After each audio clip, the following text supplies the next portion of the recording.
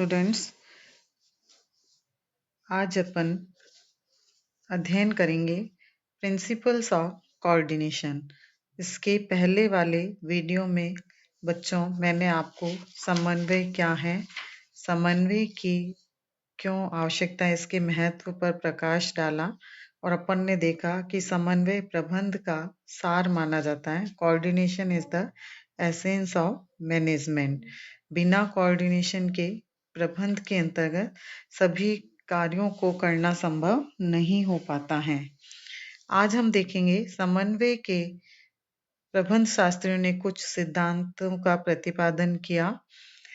कुमारी मेरी Parker folate ने समन्वय के 4 सिद्धांतों का प्रतिपादन किया, जिन्हें अपनाकर एक उपक्रम के विभिन्न व्यक्तियों के प्रयासों एवं क्रियाओं के बीच अधिक सुगमता से सफलतापूर्वक सामंजस्य की स्थापना की जा सकती है। न्यूमैन एवं समर ने इन सिद्धांतों को पर्याप्त ठोस परामर्श बताया, यानी मच साउंड एडवाइस के रूप में उन्होंने कहा, और इस प्रकार से फॉलेट के जो दिए गए सिद्धांत हैं उनको आगे बढ़ाया। तो आज हम देखेंगे समन्वय के लिए फॉलेट द्वारा कौन से सिद्धांत दिए गए हैं।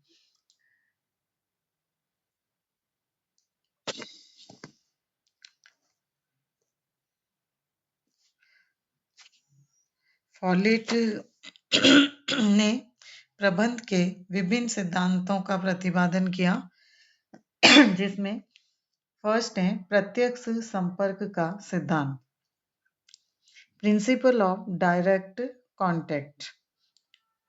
समन्वय का यह सिद्धांत इस बात को स्पष्ट करता है कि एक उपक्रम में व्यक्तियों के अंतर्वैयक्तिक एवं समस्त संबंधों द्वारा समन्वय की स्थापना की जानी चाहिए। प्रत्यक्ष व्यक्तिगत संपर्क द्वारा व्यक्ति अपने विचारों, आलोचनाओं, विरोधों, आवश्यकताओं एवं पूर्वाग्रहों का अधिक कुशलता एवं सफलतापूर्वक आदान प्रदान कर सकते हैं। वे इस प्रकार के विचारों के आदान प्रदान से सामान्य एवं व्यक्तिगत दोनों लक्ष्यों को प्राप्त करने की उचित रीति का निर्माण कर सकते हैं। यही नहीं, प्रत्यक्ष संपर्क द्वारा भ्रमों, समस्याओं एवं अस्पष्टताओं का तुरंत समाधान भी किया जा सकता है। सेकंड प्रिंसिपल है प्रारंभिक अवस्था में ही समन्वय का सिद्धांत, principle of coordination in early stages. समन्वय का यह सिद्धांत बतलाता है कि नियोजन एवं नीति निर्धारण की प्रारंभिक अवस्थाओं में ही समन्वय को लागू करना अधिक सरल एवं प्रभावपूर्ण होता है। यदि समन्वय के नियोजन के क्रियान्वयन करने के प्रयासों के प्रारंभ होने के बाद स्थापित किया जाता है, तो समन्वय एक कठिन कार्य तो बनता ही है, साथ ही अनुपयोगी भी हो सकता है।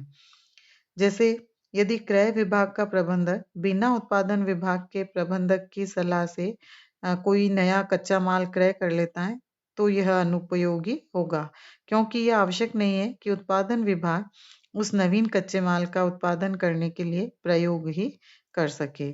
तो इसलिए समन्वय नियोजन एवं नीति निर्धारण की प्रारंभिक अवस्थाओं में ही स्थापित कर दिया जाना चाहिए। थर्ड है पारस्परिक संबंध का सिद्धांत, प्रिंसिपल ऑफ रेसिप्रोकल रिलेशनशिप। यह सिद्धांत इस बात पर बल देता है कि किसी परिस्थिति विशेष में सभी घटक या विभाग या व्यक्ति एक दूसरे से संबंधित होते हैं और एक दूसरे को प्रभावित करते हैं।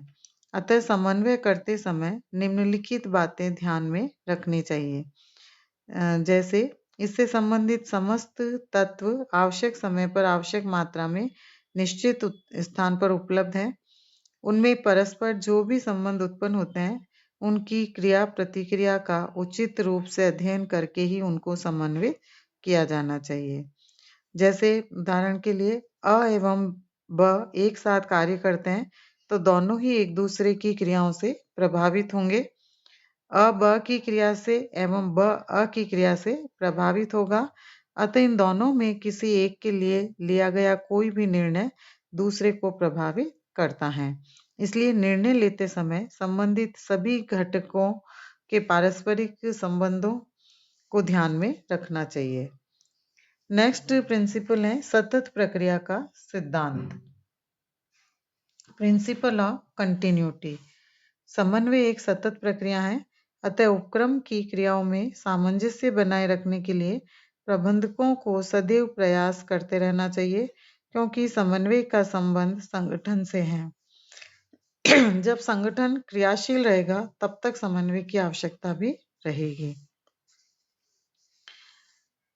कभी कभी ऐसा हो सकता है कि विशेष परिस्थितियों का सामना करने के लिए समन्वय समितियों की स्थापना कर दी जाए, परंतु ये निरंतर समन्वय का स्थान कभी ग्रहण नहीं कर सकते हैं, अतः इसे उद्देश्य प्राप्ति के बीच की अवधि में रोका या समाप्त नहीं किया जा सकता है।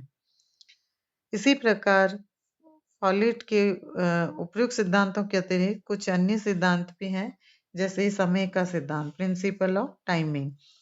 समन्वय के इस सिद्धांत के अनुसार संगठन में व्यक्तियों, प्रणालियों एवं समूहों के मध्य उत्पन्न खाई यानी गैप को तुरंत पाट देना चाहिए, अन्यथा प्रयासों का दुरुपयोग होगा और समय तथा धन का अपव्यय भी होगा। गतिशीलता का सिद्धांत, प्रिंसिपल ऑफ डायनेमिक।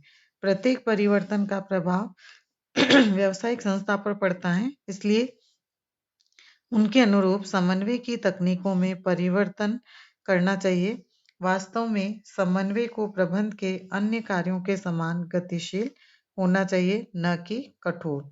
यदि समन्वय बदलती हुई परिस्थितियों के अनुरूप होगा तो धन, समय एवं शक्ति का अपव्यय रोकते हुए संस्था की क्रियाओं के संचालन में उत्पन्न होने वाली समस्याओं का शीघ्रता से समाधान किया जा सकता है। इसी प्रकार से प्रभावी संप्रेषण का सिद्धांत, प्रिंसिपल ऑफ इफेक्टिव कम्युनिकेशन। समन्वय का सिद्धांत बतलाता है कि समन्वय के लिए सूचनाओं का निरंतर आदान प्रदान होना आवश्यक है। यदि सही समय पर सही व्यक्तियों के पास सूचनाओं का आदान प्रदान नहीं होता है तो उनकी क्रियाओं एवं प्रयासों के बीच सामंजस्य स्थापित नहीं किया जा सकता है। तो इसलिए प्रभावी संप्रेषण को ध्यान में रखा जाना चाहिए। आत्म समन्वय का सिद्धांत, प्रिंसिपल ऑफ सेल्फ कोऑर्डिनेशन। हालांकि समन्वय स्थापित करने का कार्य मैनेजर्स का यानी प्रबंधकों का है, लेकिन इसका अर्थ यह नहीं कि अधीनस्थों की इसमें कोई भूमिका नहीं होती है। इस संबंध में ऑल्विन ब्राउन ने कहा कि आत्म समन्वय के सिद्धांत को उन्होंने रखा और इसमें प्रत्येक संस्था के विभिन्न विभागों में कार्य करने वाले कर्मचारियों एवं प्रबंधक अपने उत्तरदायित्वों का निर्वाह इस प्रकार करते रहे कि दूसरों के कार्यों पर प्रतिकूल प्रभाव न पड़े, तो स्वतः ही समन्वय स्थापित हो जाता है। तो इस सिद्धांत को हर्बर्ट ए साइमन ने आत्म समायोजन यानी सेल्फ एडजस्टमेंट बताया और कहा कि जब क्रियाएं सरल होती हैं तो लोग अपेक्षित व्यवहारों के अनुरूप व्यवहार करते हैं और ऐसे में स्वैच्छिक समन्वय संभव है, लेकिन बड़ी संख्या में जटिल क्रियाओं के निष्पादन में समन्वय के लिए सुस्पष्ट योजनाएं बनाने की आवश्यकता पड़ती है। तो वास्तव में संगठनात्मक गतिविधियों में अधिक से अधिक समन्वय स्वैच्छिक होता है और यह कदापि संभव नहीं है और न ही आवश्यक है कि सभी कर्मचारियों की सभी गतिविधियों के लिए समन्वय की विस्तृत योजना बनाई जाए। तो उन्हें परिस्थितियों के अनुसार समन्वय के ढंग को अपनाना चाहिए और उनके प्रत्येक कार्य हेतु समन्वय की विस्तृत योजनाएं बनाई जाए, तो वे न केवल अवरोधित महसूस करेंगे बल्कि उन्हें घुटन का अनुभव भी होगा।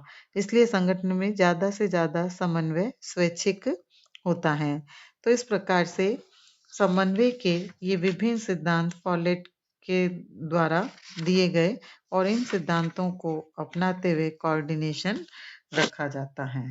धन्यवाद बच्चों।